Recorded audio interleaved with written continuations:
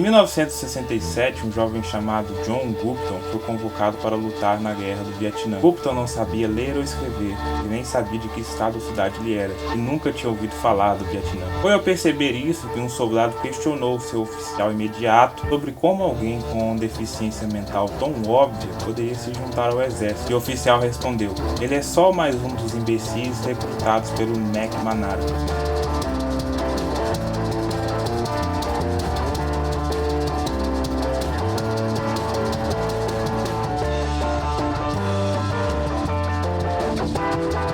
Os que foram recrutados pelo Projeto 100.000 eram conhecidos nas Forças Armadas durante a Guerra do Vietnã. Em 1967, o secretário de Defesa Robert McNamara reduziu os padrões de recrutamento militar como parte de um plano chamado Projeto 100.000. Seu objetivo, como o nome sugere, era recrutar 100.000 homens a cada ano para lutar na Guerra do Vietnã, e por outros padrões de recrutamento seriam considerados mentalmente, fisicamente ou psicologicamente subqualificados para o serviço.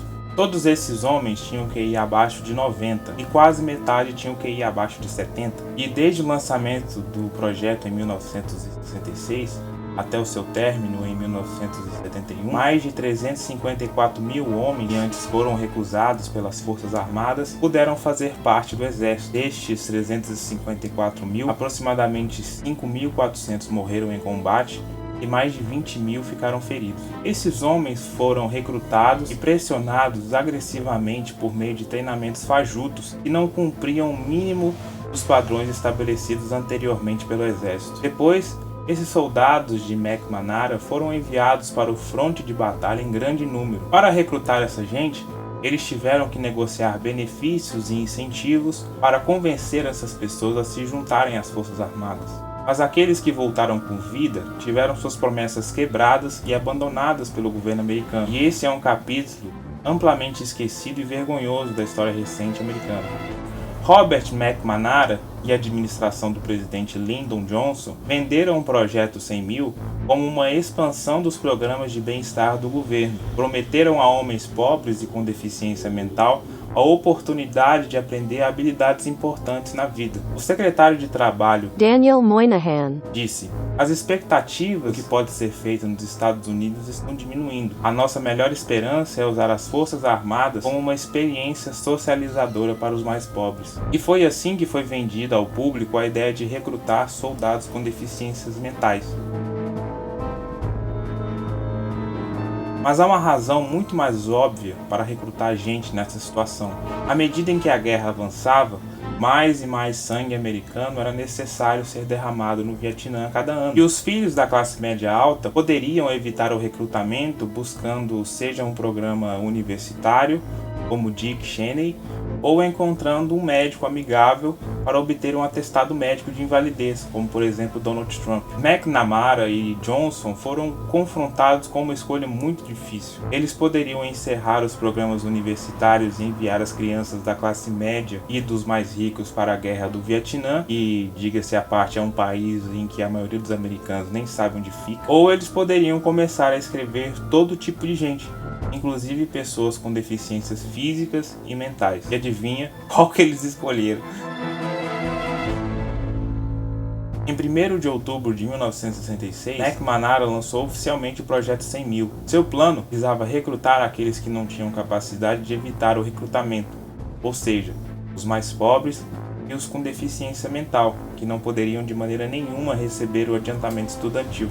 Nessa época ainda, muitas unidades da Guarda Nacional e do Exército eram segregadas, o que significava que muitos homens negros em idade de recrutamento simplesmente não podiam se alistar e serem enviados para o Vietnã. Pra você ter uma ideia, em 1969, aproximadamente 42% da população do Mississippi era composta por negros. No entanto, dos mais de 10 mil soldados da Guarda Nacional do Mississippi, apenas um deles era negro. Os soldados recém-alistados fizeram um teste de qualificação das Forças Armadas, o AFQT, para determinar sua aptidão militar. Os testes foram divididos em 5 categorias. Categoria 1, QI muito alto, acima de 124. Categoria 2, QI na média, de 108 a 123. Categoria 3, média de 90 a 107. Abaixo da média, de 70 a 91. Muito abaixo da média, 71 para baixo. Bom, aproximadamente 10% das pessoas representavam a quarta categoria. Os que estão na quinta categoria são considerados dotados de alguma incapacidade cognitiva.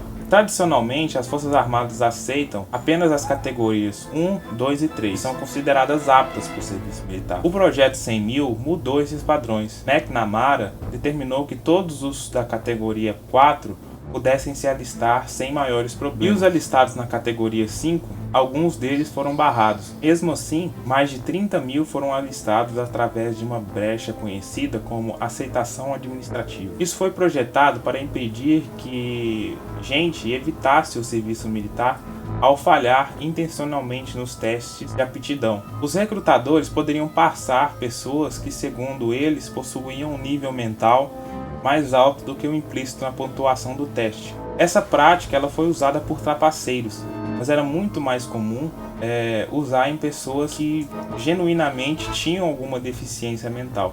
Os potenciais trapaceiros que falharam no teste intencionalmente, eles tinham uma segunda chance de refazer o teste para evitarem serem empurrados para uma unidade de infantaria bem no fronte de batalha. As únicas pessoas que eram rotineiramente pressionadas com pontuações da categoria 5 eram realmente pessoas que não tinham nenhuma capacidade de tirar um resultado melhor.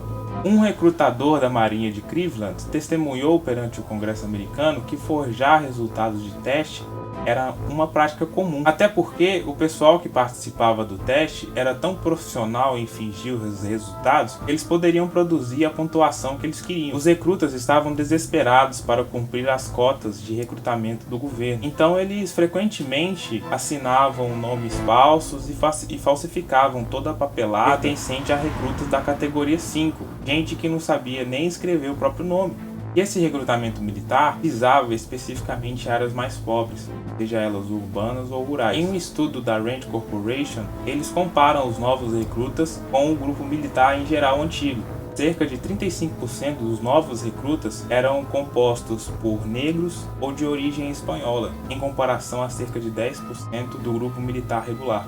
O treinamento básico apresentou sérios desafios para muitos recrutas de McNamara. O autor Remy Gregory descreve essas experiências com soldados com deficiência mental em seu livro Loucura de McNamara. Ele viu muitos soldados ficarem confusos em pistas de obstáculos porque ficavam confusos com a direção que deveriam ir. Além disso, os recrutas do novo padrão eles enfrentavam abusos. Era muito comum que eles fossem repassados para outro batalhão, onde viravam um problema de outra pessoa. Gregory descreveu muito bem como os instrutores forjaram os resultados acadêmicos de boa parte de seus soldados. O mais perturbador ainda, observou que alguns instrutores aproveitavam da situação para simplesmente roubar os soldados deficientes. Durante seu tempo no campo de treinamento corretivo com recrutas do Projeto 100.000, Gregory escreveu repetidas vezes para membros do Congresso implorando que se realizasse audiências sobre o treinamento de pessoas com deficiência mental no exército americano. E o único congressista ou senador que respondeu foi Bob Kennedy. E quando ele foi morto em 1968, todas as chances de parar o Projeto 100.000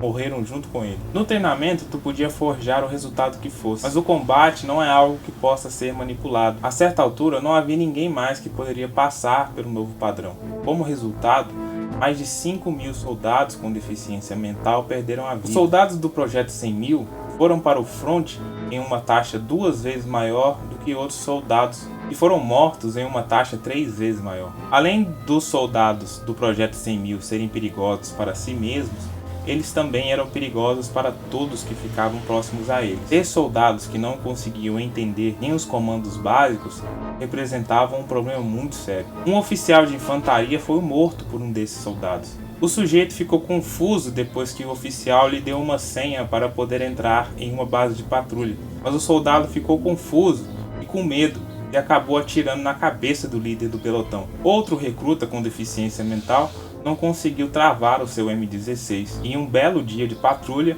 o seu rifle disparou e acabou matando outro soldado. Uma queixa muito comum também entre os soldados do Projeto 100.000 era que frequentemente eles abandonavam suas posições no fronte de batalha e também acabavam denunciando a sua posição para o inimigo, porque eles falavam alto demais, faziam muito barulho ao se movimentar. Esse pessoal exibiu pouca compreensão como se comportar em combate, mas isso era meio que esperado, né, de um monte de gente que nem sabe de onde é e nem sabe como é que amarra os sapatos. Um soldado veterano descreveu suas experiências com eles em combate e dizia: eles conversavam alto demais, faziam muito barulho enquanto se moviam, não sabiam o que levar para o mato, muito menos como usar as armas adequadamente. Não sabiam responder a comandos básicos e tendiam a reclamar muito a cada quilômetro percorrido na mata.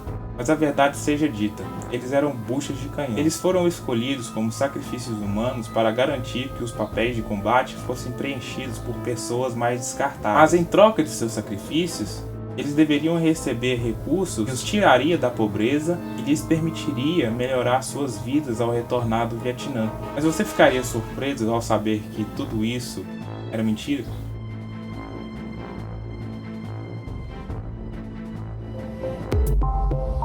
Quando os soldados do projeto retornaram do Vietnã, eles voltaram em circunstâncias muito piores do que quando se juntaram ao exército. Muitos ficaram traumatizados e sofreram de estresse pós-traumático. Outros foram afetados adversamente pelo tratamento cruel e abusivo que receberam de outros colegas de serviço. Jed Sluder tinha o QI de 68. Ele foi humilhado durante todo o período que ficou na marinha. Suas deficiências mentais fizeram dele um alvo frequentemente de bullying. Seus companheiros o deixavam nu, esfregavam graxa nele e o trancavam na sala de máquinas.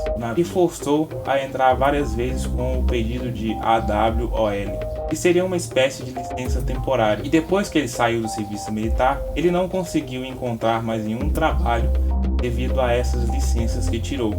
Agora, Sluder, como todos os outros que foram levados para o Vietnã pelo Projeto 100.000, estavam condenados a uma vida de miséria.